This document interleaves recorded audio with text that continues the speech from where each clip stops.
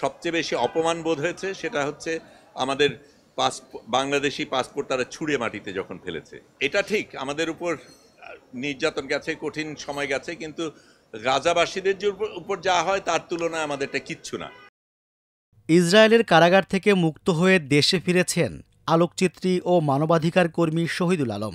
11 October ভোর 4:45টার দিকে শাহজালাল আন্তর্জাতিক বিমানবন্দরে পৌঁছান তিনি। প্রথমে যে জিনিসটা মনে রাখতে হবে, এখনো কিন্তু গাজা মুক্ত হয়নি। গাজার মানুষরা এখনো আক্রান্ত, তাদের উপর এখনো নির্যাতন চলছে, এবং সেটা যতক্ষণ না হয় আমাদের কাজ কিন্তু শেষ হয়নি।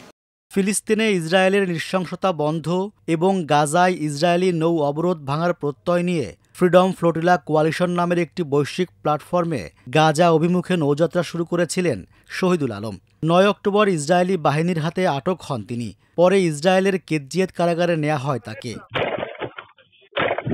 এর আগে বহরে থাকা যাত্রীরা তাদের কাছে থাকা মূল্যবান মোবাইল ফোন, ল্যাপটপ সাগরের পানিতে ছুঁড়ে ফেলেন। ইসরায়েলের হাতে যেন কোনো তথ্য না যায় সেজন্য তারা এটা করেন। এটা ছিল সবচাইতে বড় ফ্লোটিলা, পুরো সবকিছুর মধ্যে অনেক বড় অন্যদের থেকে, এবং আমাদের প্রধান এর মধ্যে আরোহী ছিল সংবাদকর্মীরা এবং স্বাস্থ্যকর্মীরা, এবং আমাদের ইচ্ছা করেই সেটা করা হয়েছিল, কারণ এই কর্মীদের উপরে সবচেয়ে বেশি আক্রোশ ছিল ইসরায়েলে, এবং সবচেয়ে বেশি হত্যা করা হয়েছে এই সংবাদকর্মী এবং স্বাস্থ্যকর্মীদের। কাজে আমরা সেটার প্রতিবাদে গিয়েছি।